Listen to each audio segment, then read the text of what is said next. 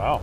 Well, Danian Tomlinson should be flattered by that comparison to Kenneth Walker. At this point, yeah. I mean, like, again, by the way, that clip from Fantasy Football Pregame was week 4. Remember, Rashad Penny got injured in week 5. Yep. So at that point, and we talked about that segment came up as part of a kind of a sneaky pickups, guys to grab before they're valuable segment. And so we were talking up Kenneth Walker. If you don't have Kenneth Walker on your roster, you have no one to blame but yourself, because we laid it out there for you. I mean, again, when they're saying we think we've got this kid that could be LaDainian Tomlinson, or that's who we comp him to, that should raise your eyes that, if nothing else, they're going to give him an opportunity. And, man, have they given KW3 an opportunity here as well. I mean, he's gotten 82% of the team's running back touches, Jay, since he's become the starter for Seattle.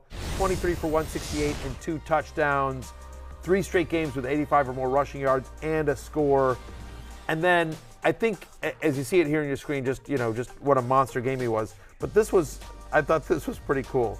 According to our friends over at Next Gen Stats, he ran 22 miles an hour. That's fast. On that 74-yard touchdown run. That was the fastest of any ball carrier this entire season. The dude ran 22 miles an hour. Sometimes I'm scared to drive 22 miles an hour. Right?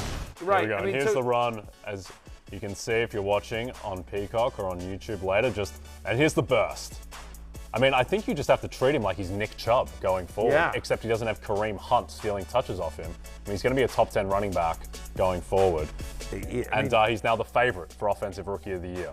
As well he should be. I mean, his awesomeness, right? I mean, locked in RB1, upcoming schedule, home to the Giants, at Arizona, plays Tampa Bay in the London game, and then a bye. So, normally you'd be like, Tampa Bay, you don't love that. But then Deontay Foreman and Chuba Hubbard just ran all over him. So you feel pretty good about KW3 there. So anyway, 3 straight games here. I would actually, you may not be able to after that game, after the 2 touchdown game, but if you could, I would buy high on KW3. You trade Nick Chubb for him? Yes. Yep. In a heartbeat. Wow. Yeah, I think the only running backs I would not, off the top of my head, the only running backs that I would rather have the rest of the way than Ken Walker III, Barkley, Eckler, McCaffrey. Jacobs. I'd rather have Jacobs. Jacobs is fair. Jacobs is fair. Yeah, but he's probably 5. He might be actually 5. I mean, he's right there. He's right there in the, I'd rather have him than Joe Mixon. Yep. I'd rather have him than Nick Chubb. Yeah, Let's touch on Marquise Goodwin, who also was a big part of that offense yesterday. 4 receptions, 67 yards, 2 touchdowns, and looked amazing out there as well, some of those catches.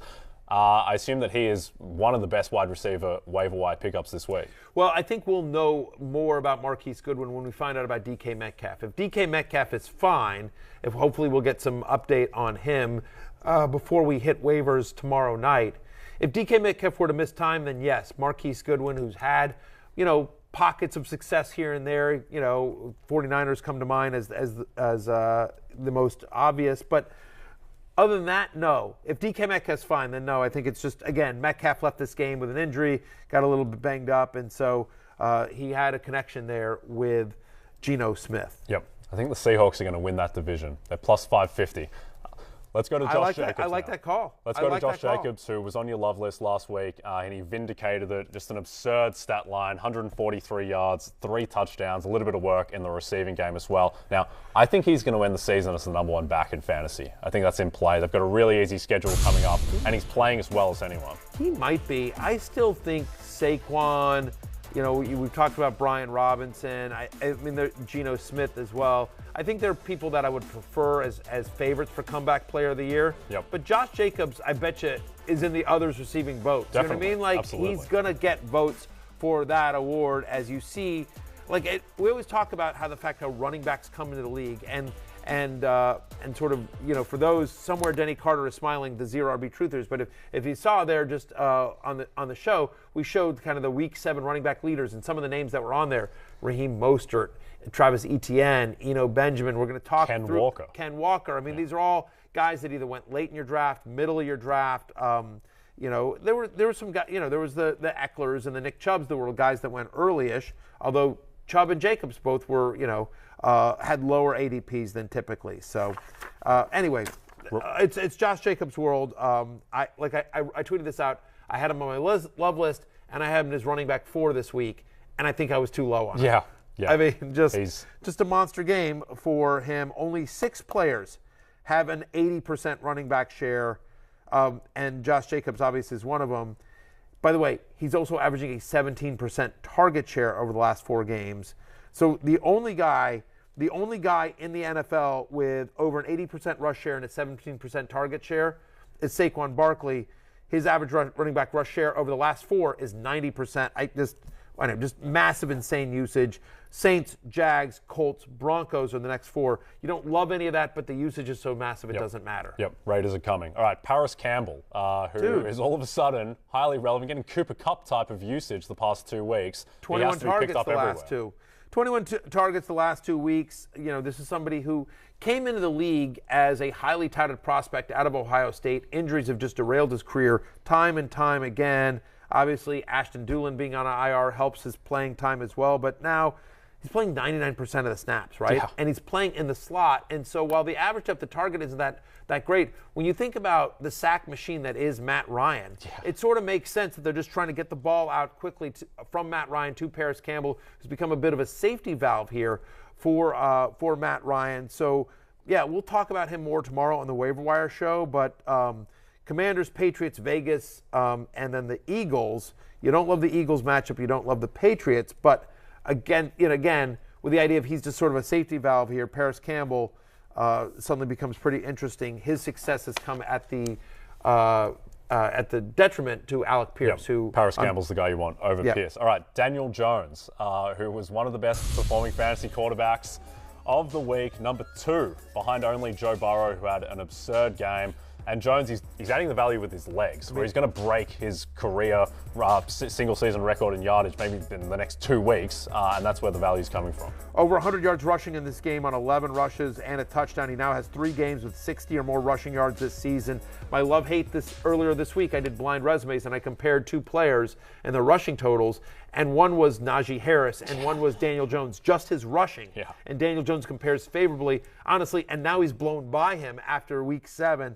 As well, and so it's interesting, right? I mean, like, we just showed a graphic for those listening at home of the top 7 of the week 7 quarterback leaders in fantasy. Only 4 players over 20 yards, over 20 fantasy points, I should say.